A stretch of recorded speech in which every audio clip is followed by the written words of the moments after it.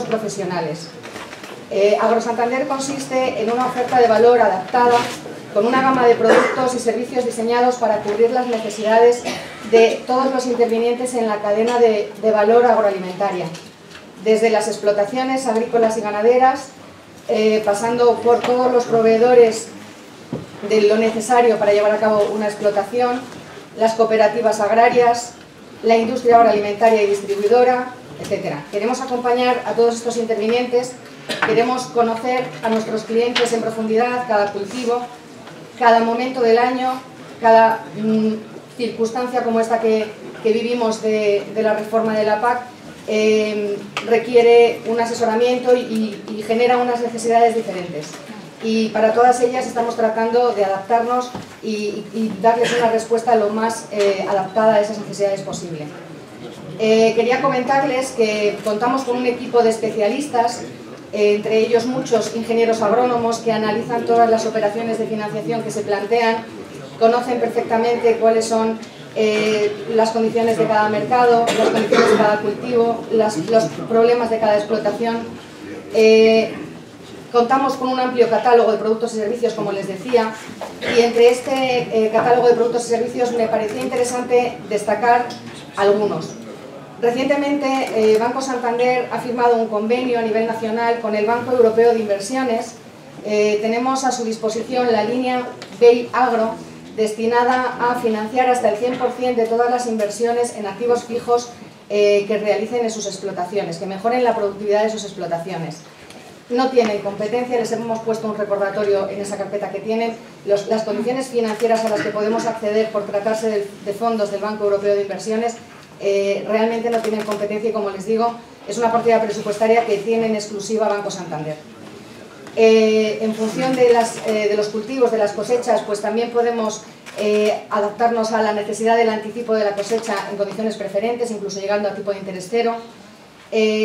Estamos adaptando nuestra oferta también al plan de mejora de estructuras agrarias de los fondos europeos que, como saben, tramita la Junta de Castilla y León a través de la Consejería de Agricultura.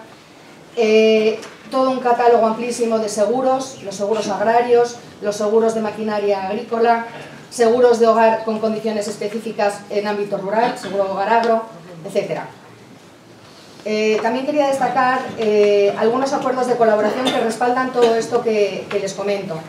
Ya en la campaña del año pasado, Banco Santander firmó acuerdo con los 3 sindicatos agrarios que nos asesoran a todos en la Comunidad de Castilla y León. Renovamos esos acuerdos con ASAJA, UCCL y UPACOAG.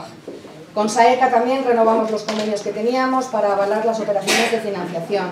Tenemos acuerdos con las principales empresas que instalan sistemas de riego, que proveen de fitosanitarios, de todo lo necesario, de la maquinaria que estamos viendo estos días en la feria, bueno, pues todo lo necesario para que las explotaciones sean cada vez más productivas.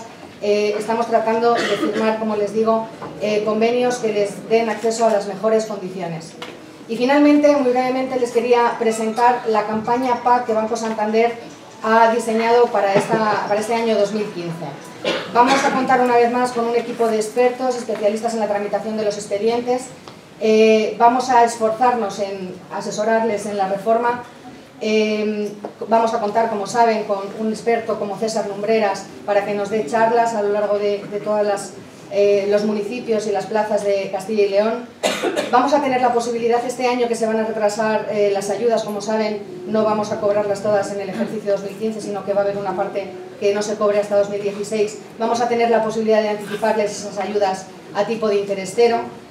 Y finalmente, aquellos de ustedes que se decidan por domiciliar la PAC en Banco Santander van a acceder automáticamente al plan Queremos ser tu banco, que es bueno, pues cómo Banco Santander se relaciona con los clientes que para nosotros son preferentes. Y todos aquellos clientes del sector primario en Castilla y León para nosotros lo son clientes preferentes. Sin más, quería dar las gracias a Agronews por permitirnos estar con ustedes esta mañana y sobre todo a ustedes por su asistencia y por su paciencia, aquellos que están de pie. Muchas gracias.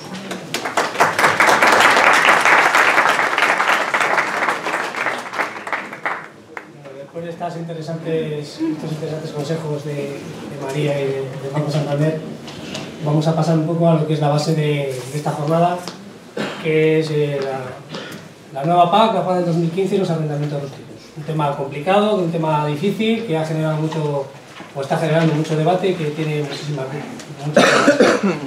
muchas dudas en general en el sector sobre el tema. Y para ello, bueno, pues os hemos traído a nuestro Cristiano Ronaldo. Todo el mundo tiene una estrella en su equipo, nosotros tenemos una estrella que es Celia Miravalles, que es abogada, que lleva ejerciendo desde el año 97 en Valladolid. Desde el principio prácticamente se ha ido orientando hacia el sector agrario. Entre los clientes pues hay organizaciones agrarias, hay muchos agricultores, muchas caras que veo por aquí pues también son clientes suyos. Y empezó una nueva andadura con la Agronews. Decidimos poner en marcha un consultorio jurídico sobre el tema agrario, y que ella fuese un poco la que hiciese los artículos, respondiese a las preguntas que le podéis mandar a su blog, y simplemente pues ha sido un éxito rotundo de visitas, más de 40.000 visitas ya, más de 800 preguntas contestadas. Creo que es un tema muy interesante vincular Internet, el sector agrario y los temas jurídicos, que siempre son conflictivos y complicados. La idea de hoy es que Yasaga va a hacer una presentación de cómo está el tema de los arrendamientos y cómo va a afectar la nueva PAC, y luego posteriormente sí que me gustaría que le tuviese la oportunidad de hacerles unas preguntas sobre cómo lo veis vosotros, las dudas que tengáis. Como moderación no podemos contestar a todos, porque si no estaríamos seguramente aquí hasta mañana y los señores de la feria pues nos enseñan, pero bueno, sí que queremos que intervengáis vosotros a nivel de hacer alguna pregunta o algún tema que tengáis especial interés en destacar. Y ya os dejo con ella, que os va a intentar explicar algo que me parece complicado, que es el tema de los arrendamientos rústicos y la nueva PAC. Hola, muy buenos días a todos. Agradecer la presencia de todos los que están aquí hoy con nosotros, también a María y al Banco Santander, y por supuesto la presentación que ha hecho mi compañero Nacho. Lo cambiamos a otro. Cambiamos, que este funciona, este se oye. Bueno, pues vuelvo a repetir que muchas gracias a todos los presentes por estar aquí, a María y al Banco Santander por su colaboración en esta jornada, en esta conferencia, y por supuesto a nuestro compañero y director de Agronews, Nacho Jalles. Voy a intentar explicar un poco la incidencia que tiene toda esta reforma reciente que ha habido de la PAC, que se va a aplicar en el periodo, como todos sabemos, 2015-2020. Como todos sabemos, el tema de los arrendamientos rústicos es muy importante en Castilla y León, dado el gran número de gente que tiene arrendamientos rústicos aquí. Lo más importante, sobre todo voy a empezar, aunque ya lo sabemos todos porque es un tema muy manido, evidentemente el tema del agricultor activo, pero es que tiene una incidencia importantísima en los arrendamientos rústicos, porque cualquier agricultor, cualquier persona que vaya a querer activar los derechos de pago básico que se van a conceder, que se van a asignar, va a tener que cumplir con los requisitos de agricultor activo. El artículo 8 del Real Decreto 1075 del 2014, que ha entrado en vigor el 1 de enero, nos da las notas básicas para poder ser agricultor activo. Lo fundamental y primordial es los ingresos, a que se cumpla el tema de los ingresos en la proporción, como todos sabemos, 80-20, es decir, que no más del 80% de los ingresos agrarios que tenga el agricultor procedan de los pagos directos, y como mínimo el 20% de los ingresos agrarios procedan de la producción, o sea, de fuentes diferentes a estos pagos directos. Siempre tiene que venir referido, en primer lugar, al periodo impositivo anterior, inmediatamente anterior. En este caso, como estamos en el 2005, haríamos referencia al 2014. También se podrán tener en cuenta, si en el 2014 no se ha podido cumplir estos requisitos de los ingresos, se podrá tener en cuenta los dos periodos impositivos anteriores, las dos anualidades anteriores, en este caso 2013 y 2012. Pero también puede ocurrir que el agricultor no cumpla, o la persona que quiere acceder a la PAC no cumpla esta proporción de ingresos en ninguno de los tres periodos anteriores, o sea, que estamos diciendo, tres periodos anteriores.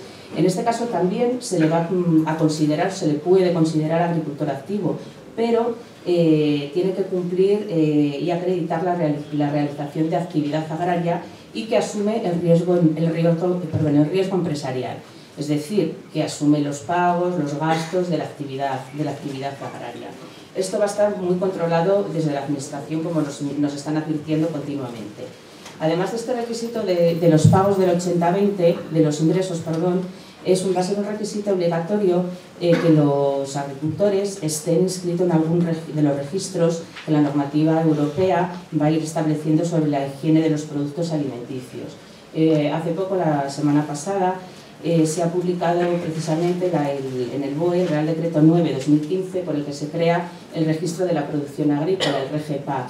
Es uno de los registros en los que van a tener que estar inscritos todos los agricultores o personas que se dediquen a actividad agraria en el ámbito de la producción primaria agrícola. Si la persona, el agricultor ganadero en este caso, quiere declarar superficies de pastos permanentes, va a tener que estar inscrito en el REGA, en el Registro de Explotaciones Ganaderas. Otra pregunta que nos hacen habitualmente es ¿qué es lo que se va a entender por ingresos agrarios? También la normativa nos lo responde. En caso de que sea una persona física, los ingresos agrarios van a ser los que se declaren los que vengan en la declaración del impuesto de la renta de las personas físicas en el apartado correspondiente a actividades agrícolas, ganaderas y forestales, ¿no? Tanto sea en estimación objetiva como en estimación directa. Y si el solicitante es una persona jurídica o un grupo de personas jurídicas, van a tener que declarar todos los ingresos que hayan tenido en el periodo impositivo anterior, que se tendrá en cuenta evidentemente el impuesto de sociedades, ACACECO.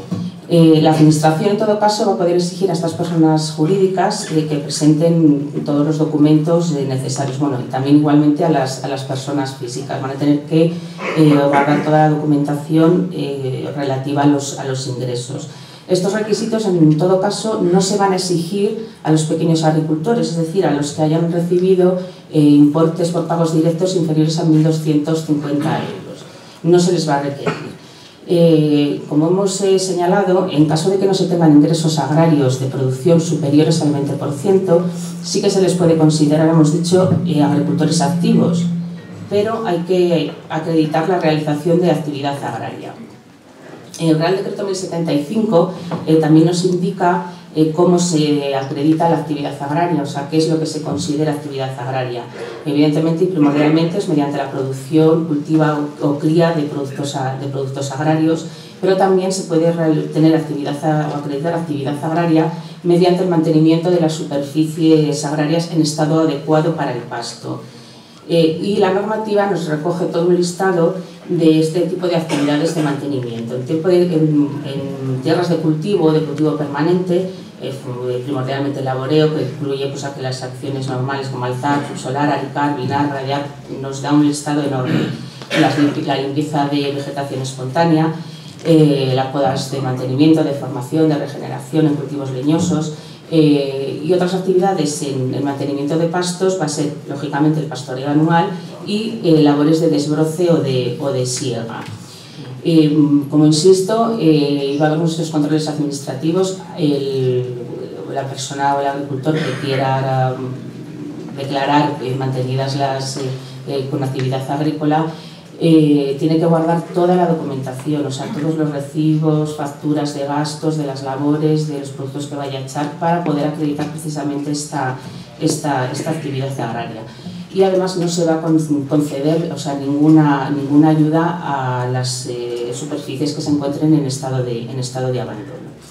Una vez que más o menos hemos dejado un poquito claro o repetido lo que todos sabemos ya sobre el tema de agricultor activo y actividad agraria, vamos a ver las situaciones en las que nos podemos encontrar o se pueden ir creando con el tema de los arrendamientos rústicos.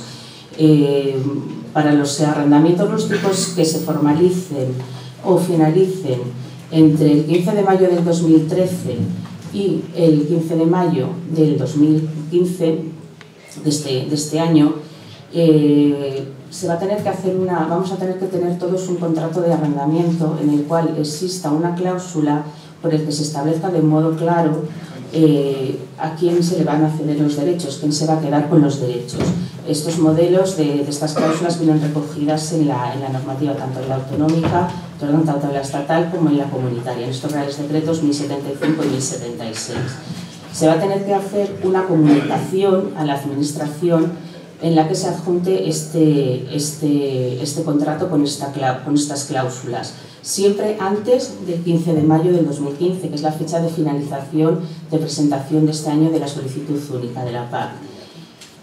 Siempre van a tener que ser una cesión de tierras con derechos o derechos con tierras.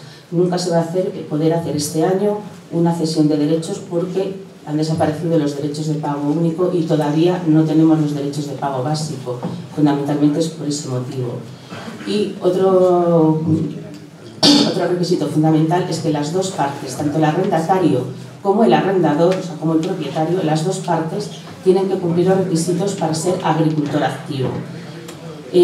Además, estas comunicaciones que se hagan a la Administración van a contener una autorización para que la agencia tributaria, para que Hacienda pueda recabar toda la información necesaria para que se pueda comprobar, que la Administración, la Consejería pueda comprobar que se cumplen los requisitos para ser agricultor activo. Por eso decimos que es muy importante, porque en caso de que no se cumplan los requisitos de agricultor activo se va a penalizar evidentemente y sancionar fundamentalmente pues, con la no asignación de derechos de pago básico.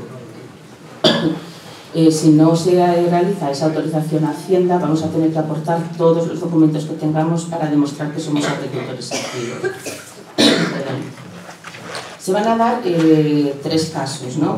Para arrendamientos que finalicen, o sea, que acaben entre el periodo comprendido entre el 16 de mayo del 2014 y el 15 de mayo de 2015. En este caso decimos que se van a comunicar, hacer esa comunicación en las que el arrendatario, junto con la devolución de las tierras, traspasa el valor de los derechos de pago básico que vayan a asignarse en la superficie que se está devolviendo al arrendador. Vamos a aprovechar la coyuntura de que Celia se nos pone con la garganta fatal. Nos ha ofrecido la feria la posibilidad de repetir la charla.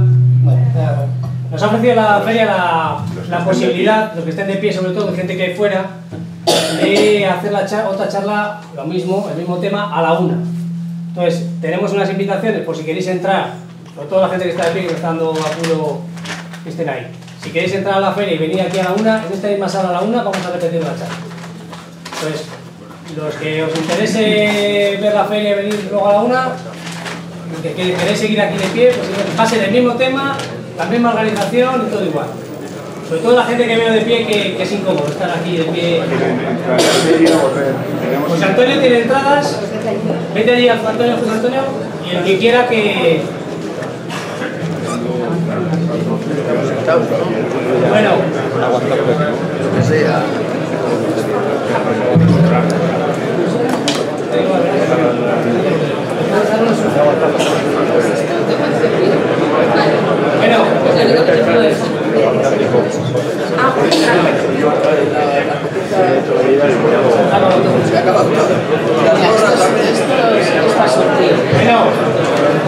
A ver, vamos a seguir, por favor.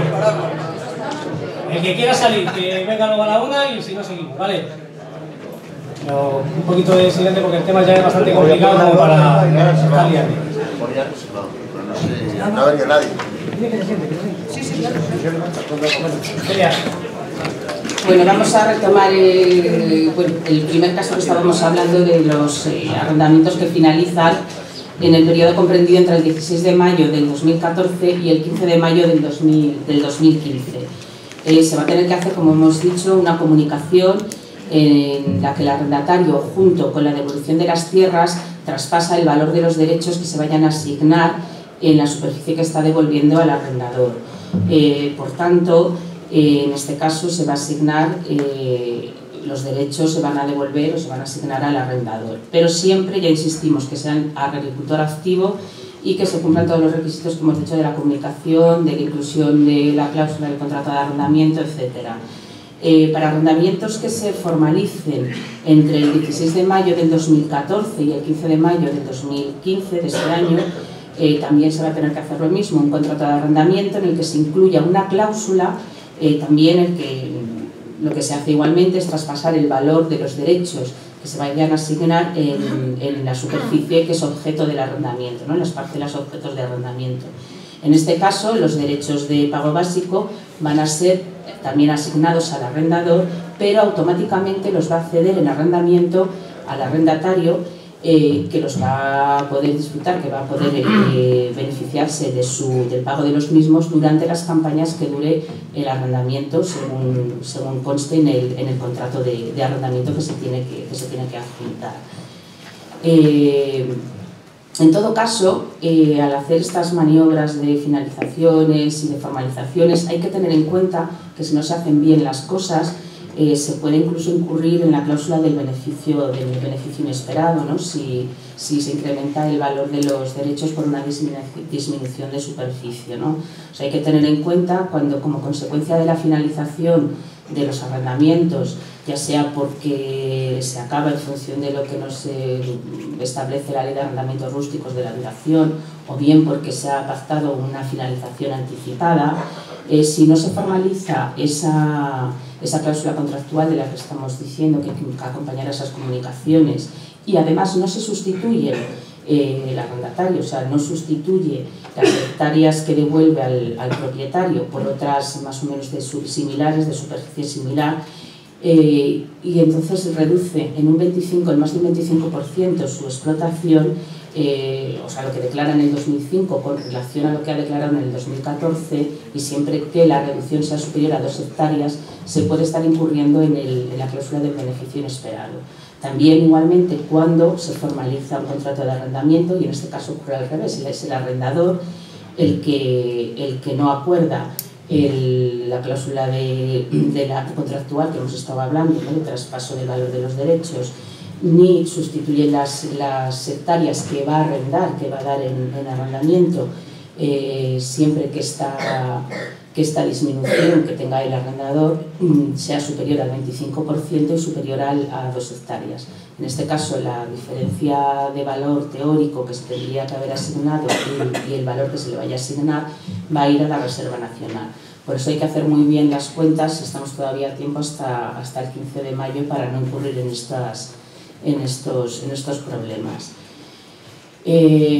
Cuando ya nos concedan los derechos de pago básico, que será a finales de este año, primeros del 2016, vamos a contar con unos derechos, una numeración, con un valor, etcétera, etcétera, con una referencia de los derechos de pago básico. Entonces, efectivamente, va a ocurrir más o menos como hasta ahora. Se van a poder arrendar los derechos, ceder en compra, en venta, en arrendamiento de forma definitiva, de forma temporal, sí.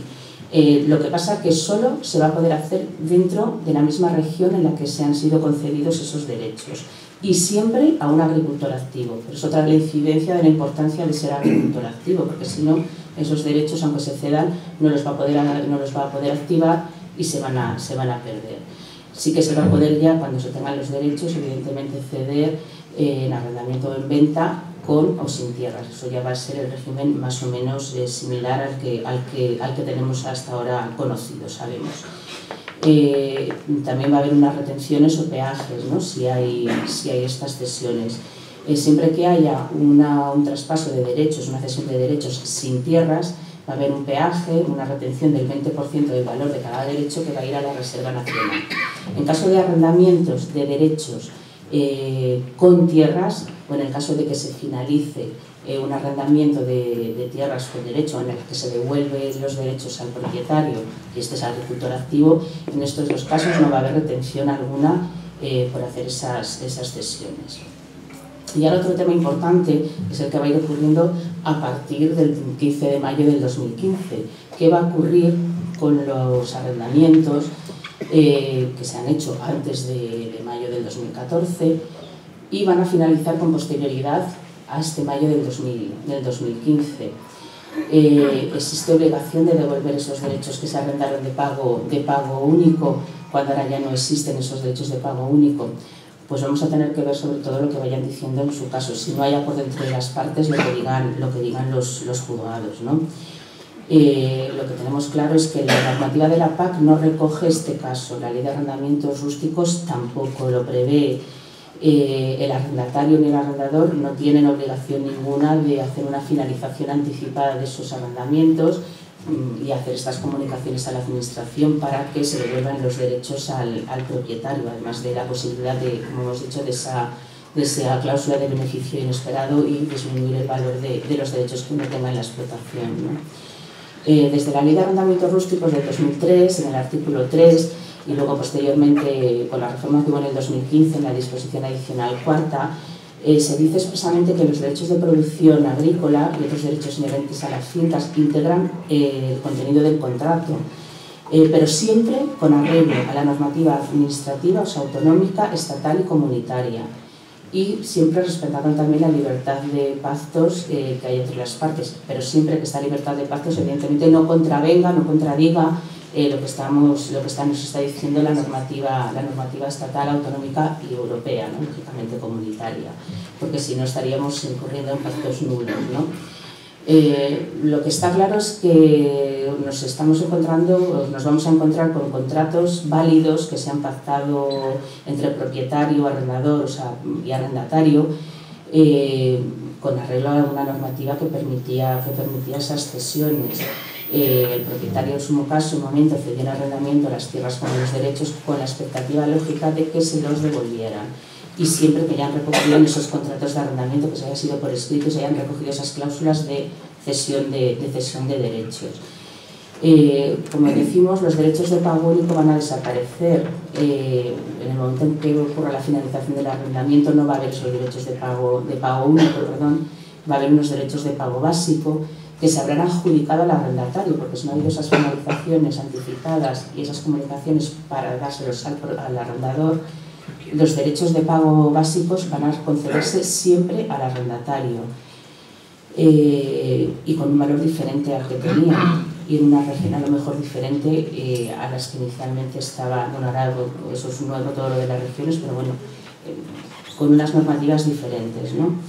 Y además lo que decimos en primordial, que si el arrendador quiere recuperar esos derechos va a tener que ser agricultor activo, va a tener que cumplir con los requisitos de agricultor activo, porque si no, no los va a poder activar y los va a perder, va a ir a la Reserva Nacional. Lo que está claro es que existe la obligación de devolver algo, hay un contrato válido, la Ley de Arrendamientos Rústicos lo dice, el Código Civil en su artículo 1568 también lo dice, que si alguna de las partes contratantes falta al cumplimiento de lo estipulado, se puede pedir o bien la resolución de la obligación, indemnización de daños y perjuicios o el cumplimiento de la obligación. En este caso, a lo mejor el cumplimiento de la obligación exactamente no se va a poder pedir porque los derechos de pago básico han desaparecido. Perdón.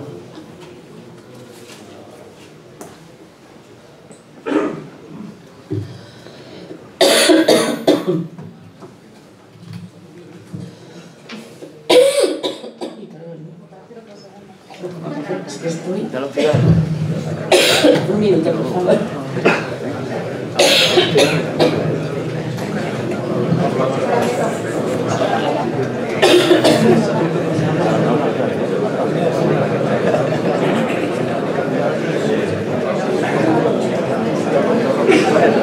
Mucho no podría hablar, ¿eh?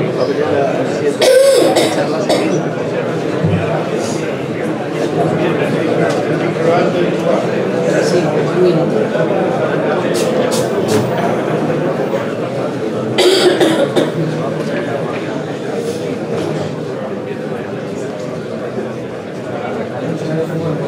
Sí, también. El tabaco es muy malo.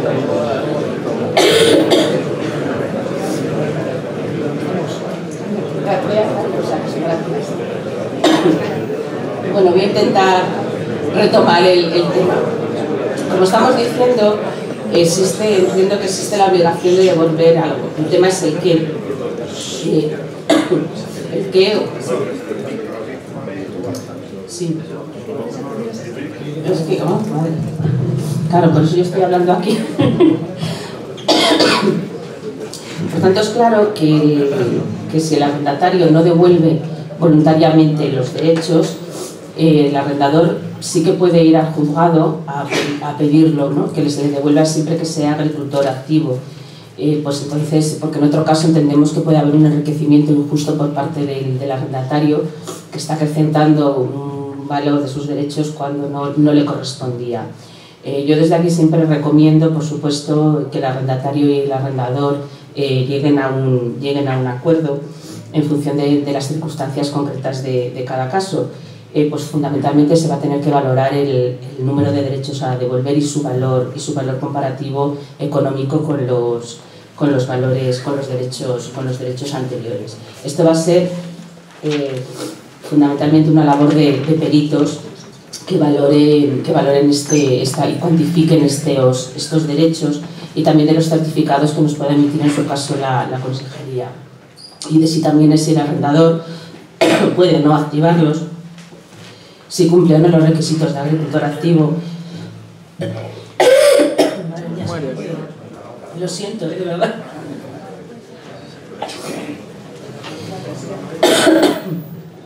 Lo que es claro es que si los derechos gracias, han sido generados por la actividad del propietario, del arrendador en su momento, al término del contrato de arrendamiento los va a poder recuperar, igualmente como si se perdiesen por los derechos por incumplimiento del arrendatario o abandono del arrendatario, también debería indemnizar al arrendador.